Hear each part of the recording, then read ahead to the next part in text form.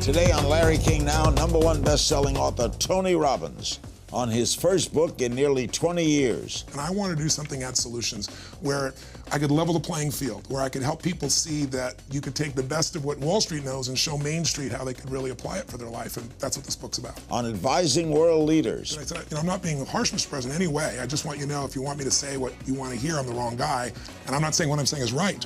But if you want another opinion, I'm happy to come. And he laughed, and he was great, and we're friends to this day. Plus, hidden talent. Hidden talent. Gosh, being quiet.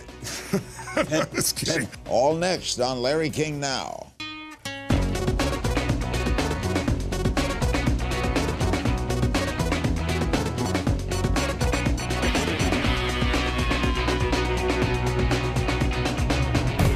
Welcome to Larry King Now. Our guest, an old and dear friend, Tony Robbins, best-selling author, entrepreneur, philanthropist, and the nation's #1 life and business strategist. His audio and video programs have sold more than 50 million copies. More than 4 million people around the world have attended one of his live events. And at a few of them, I appeared. With his first book in nearly 20 years, Money Master the Game, 7 Simple Steps to Financial Freedom. He's here with us today. Thanks for coming. Good to see you. Why has it taken you 20 years to write another book? I've had a few day jobs. I got a dozen companies. About every 4 days, I'm on an airplane going somewhere. I go to 15 countries. I'm seeing about 250,000 people a year in live events, which I love. But I'll tell you what pushed me over the edge, Larry, is 2008.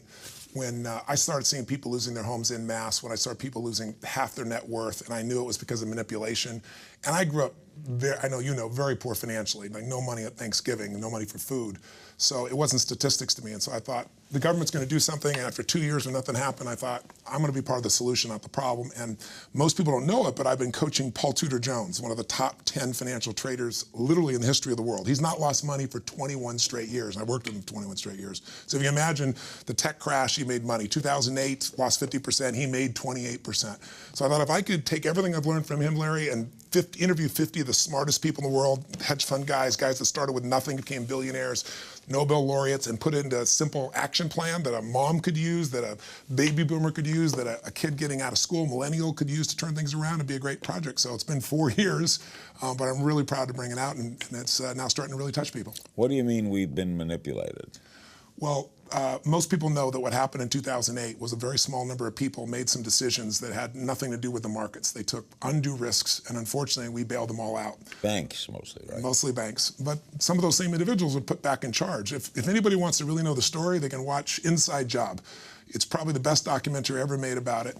But when you're done, that's what pushed me over the edge, that specific documentary. It won the Academy Award. Matt Damon did the voiceover. But at the end, you either want to kill somebody, you're so angry, or you're totally depressed because there's no solutions. And I want to do something at Solutions where I could level the playing field, where I could help people see that you could take the best of what Wall Street knows and show Main Street how they could really apply it for their life. And that's what this book's about. Steve Forbes, good friend of ours, said Robbins has produced a book that will appeal to both the beginner and the most sophisticated money jockey overseeing multi-billions of dollars in assets. If there were a Pulitzer Prize for investment books, this one would win hands down. Is he one of the people you interviewed? Yes, he is. Yeah, he's amazing. I mean, that's an amazing quote. So I saw that. He sent that out, I guess, a blog about the book. But yeah, what's unique about this book, Larry, is we're not hearing from talking heads on television who are pumping you up about what to do. And this is not me pumping you up saying what to do. There's not a word in here that's from me around finances. It's me investing the best and saying, what does the average person do to go from where they are to where they want to be?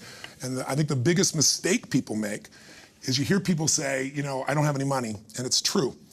But if you look at what makes people wealthy, it's not winning the lottery. Those people are usually broke. The sports stars, you and I both know, 10 years later, often are very broke.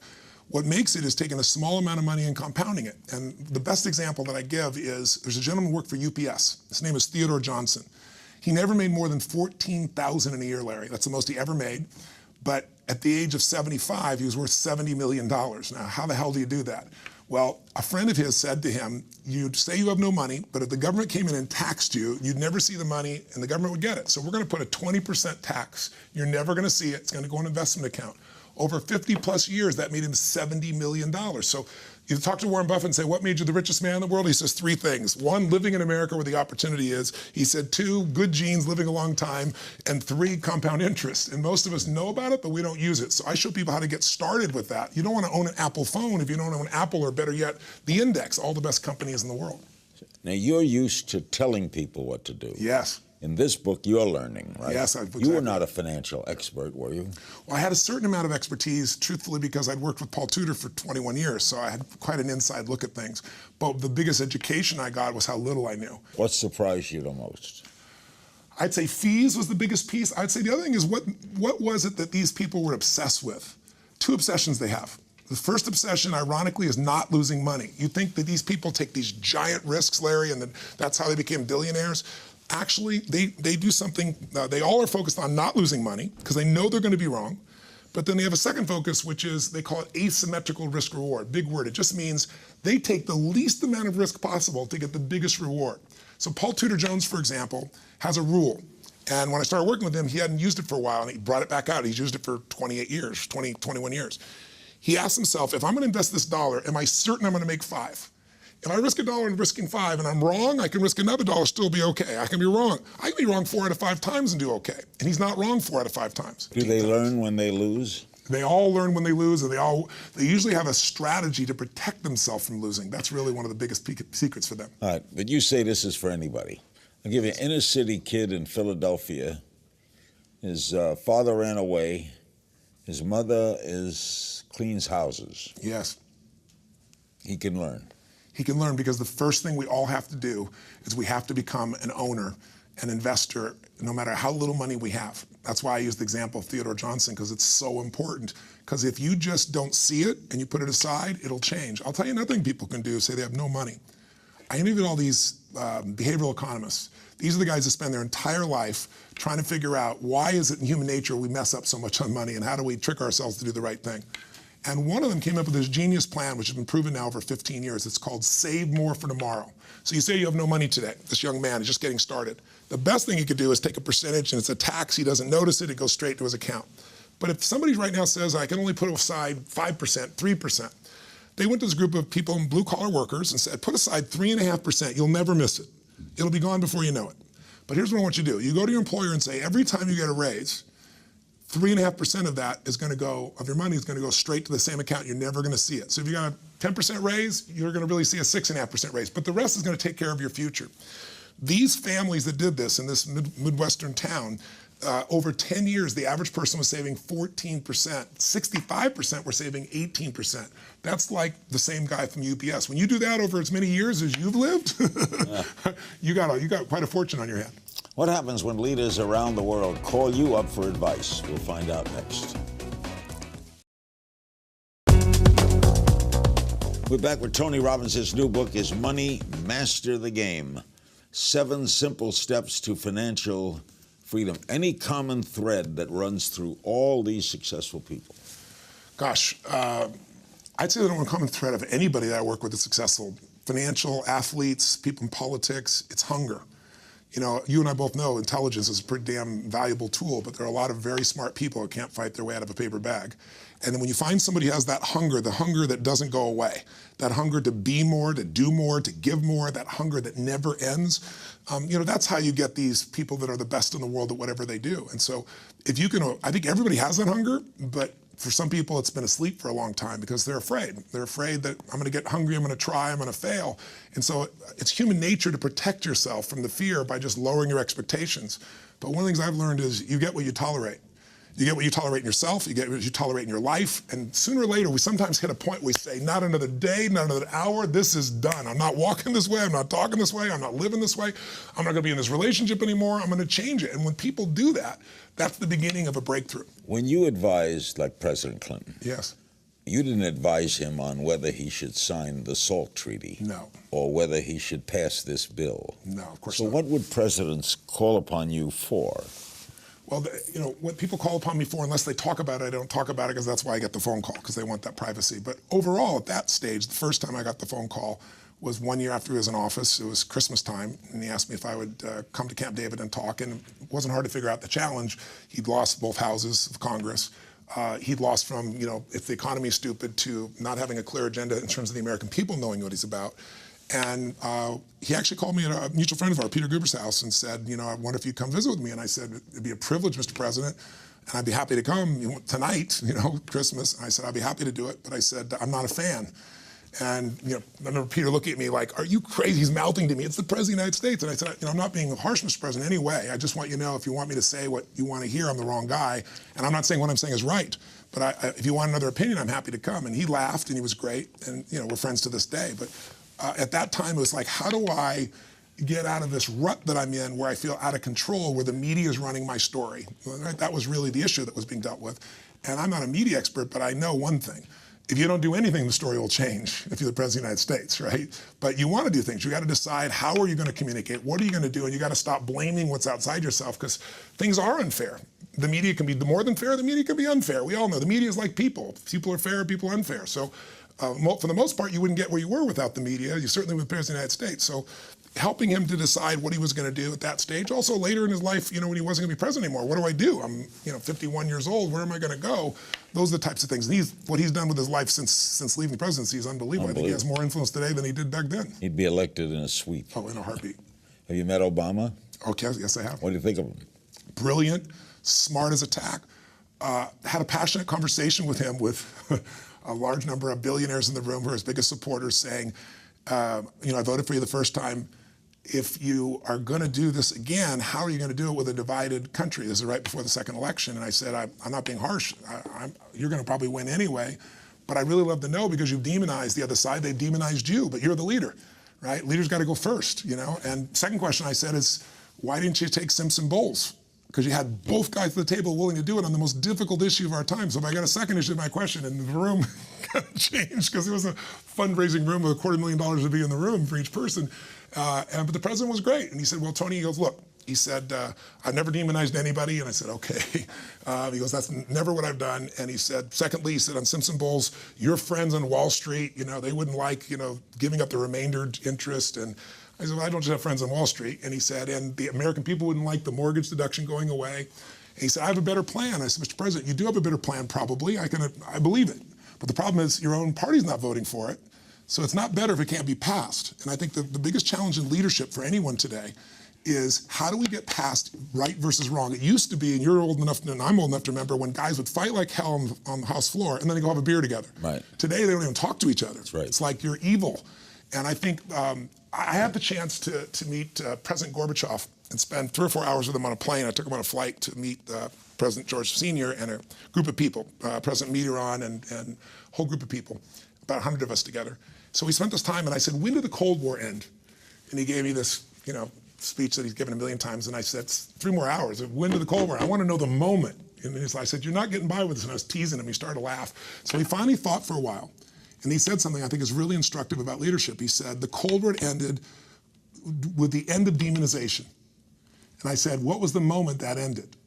And he said, let me think. And he thought for a while, and then he started laughing and hitting his side of his arm, my leg like this, and laughing. And he's talking to his translator, and he said, I can tell you the moment. He said, President Reagan was lecturing me on the evils of communism, and he called us the evil empire. And I was lecturing him on the evils of supposed capitalism.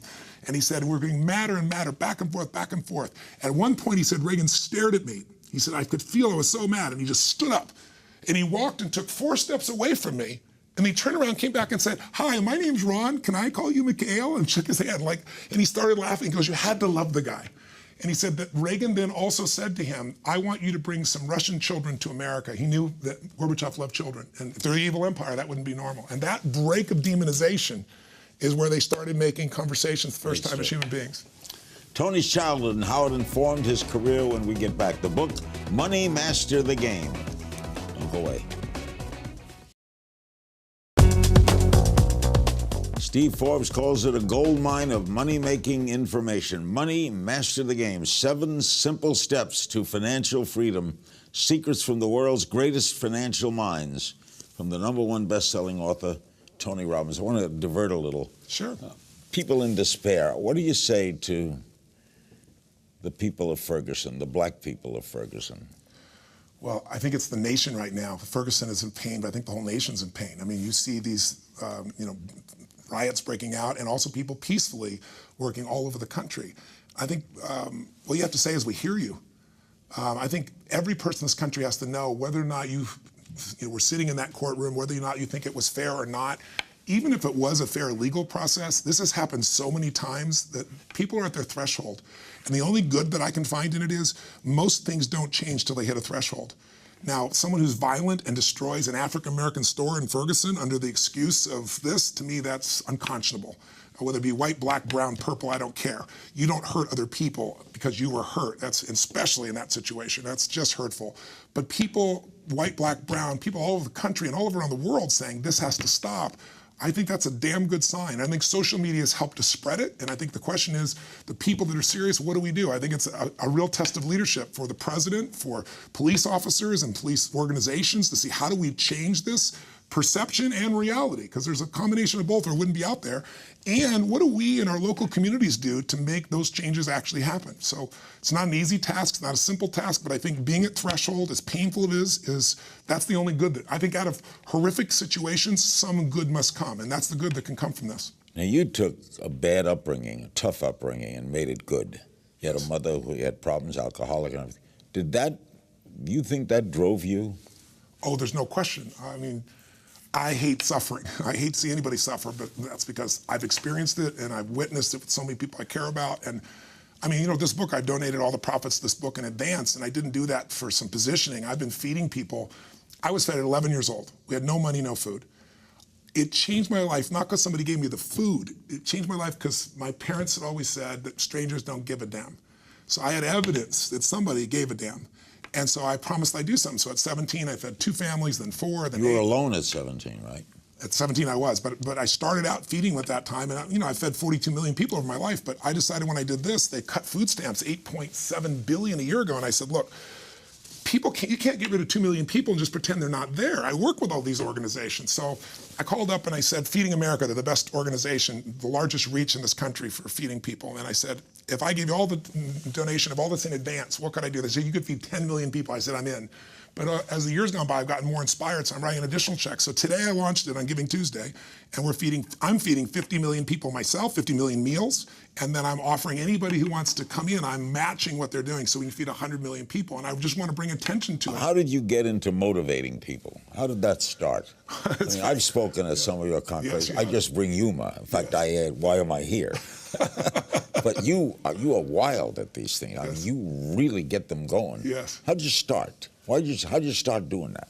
I started reading when I was just a kid. I needed something to feed my mind, and I had all the suffering, and I didn't have a way to escape. Books were my escape. That's why I love books so much. It's like I could learn from somebody from another century. I could learn by another person's life experience. And then I started to do some speaking and touching people that way. But honestly, it's never been motivation for me. It's always been strategy, because motivation without strategy is like a warm bath. You should take a bath or you're going to be dirty regularly. You need inspiration, but it's strategy too. But I know you're never going to hear the strategy unless we can move you. I mean, I do a weekend that's 50 hours. So Oprah comes and says, Tony, I love you to death, but no one sits for more than 3 hours. I can't do it. And 12 hours later, she's standing in her chair, looking at the camera, going, this is one of the greatest experiences of my life. Or Usher, comes to me and says, Tony, I can't do 50 hours, dude. I just can't. 50 hours later, he's like, I laughed my ass off. This is one of the most incredible experiences of my life. So I've learned a way to refine the process to move people so that they act. If you just get pumped up, what good does it have? So this book is all these specific strategies. Here's what to do. Here's what Ray Dalio says, the largest hedge fund on earth. I say to him, don't inspire me. Tell me, if your kids couldn't get any of your money, not on a dime, and you were going to show them what to do, what would you show them? What would you tell them? He said, Tony, I've spent 10 years of my life refining this process. All my money's in it. It's called my all-weather strategy, because it works when the stock market goes up or down. And he said, I've tested it back to 1925. It makes money 85% of the time. So he tells me the strategy is quite complex. And when you show it to the average financial person, they go, oh, that'll never work, because they're not Ray Dalio. They haven't figured out $160 billion to manage. It takes $5 billion 10 years ago, net worth, and $100 million for him to talk to you. Now he won't do that for even that, for any amount of money. But he spent 3 hours with me. At the end, he shows me this formula. I said, you know what? This is great, but you showed me how to make a chocolate cake. It's very inspiring. You said use some chocolate, use some sugar, but I need the actual numbers, or no one's going to be able to act on this. They're never going to figure this out on their own. And he said, Tony, that's my secret sauce. He said, that's how I get billions of dollars. I said, yeah, but you've not taken money in 10 years. I said, you're a generous man. You've given, what, half of your net worth you're going to give away? Give me the formula. Give it to me. And I was teasing him. He gave it to me. It's in the book. It's one of the formulas. And when you test it over the last 75 years, it's been successful 85% of the time, year by year. And the times it's lost, it only lost 1.6% on average. The biggest loss was less than 4% in a world where the markets go up 50% down, back and forth. This book's going to make people money. It'll make people money. The beautiful part of it is they don't have to pick Ray. They can decide who they want to follow because I give you the strategies of all the best people. Are all the people rich, or did you talk to some economists? I talked to economists. I talked to Nobel laureates. I covered both sides. Not necessarily rich, but who advise people. Because I wanted to make sure I saw both sides, not just that built it. But I really wanted to put most of my focus on those that have started with nothing and built real fortunes. None of these were born rich. Not a single one. Tony will answer your social media questions after this. The book, Money Master the Game. We'll be right back. We're back with Tony Robbins, the new book, Money Master the Game. He doesn't make a penny from it, right? That's correct. Giving away 100%. Wow. How do you ever lose your energy?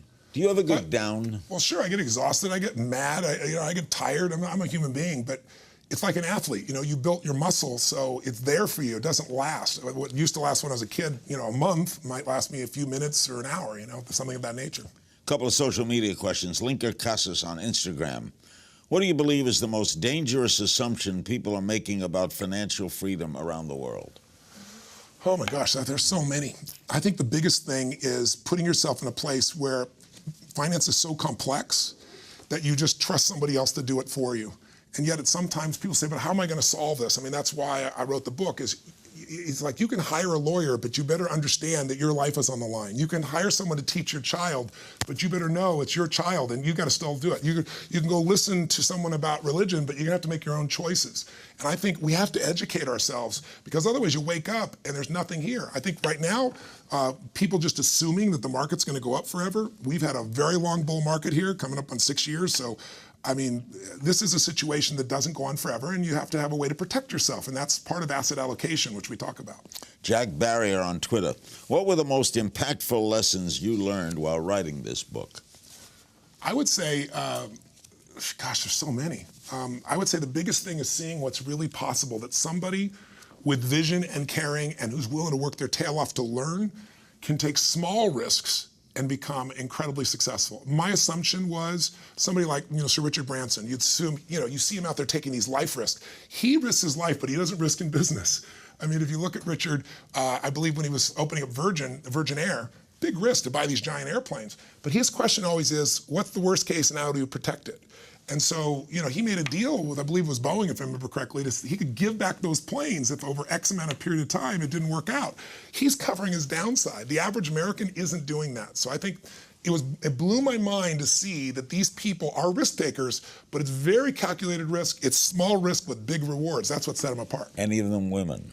Yes, Mary Callan Erdos is just a genius. She's head of JP Morgan, manages $2.5 trillion with a T dollars. Moved up from nothing, built it straight up. Extraordinary human being. The interview's in there with her as well. Silvera Keela, what's your favorite book of all time, and what are your morning routines?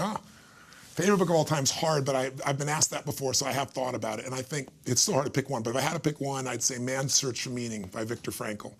The experience, every one of us in our lives are going to experience extreme stress. Losing a family member, I've been told, a tumor in your brain, financial stresses, whatever it is. But when you see the ultimate stress of somebody who went through Auschwitz and how they survived and how the people that did survive made it, and you read it in first-person account, you realize you have no problems. And it's just a beautiful book. And it reminds you that life is not about being happy. It's not about fun. It's not about money. It's about meaning. And even in your suffering, there can be meaning.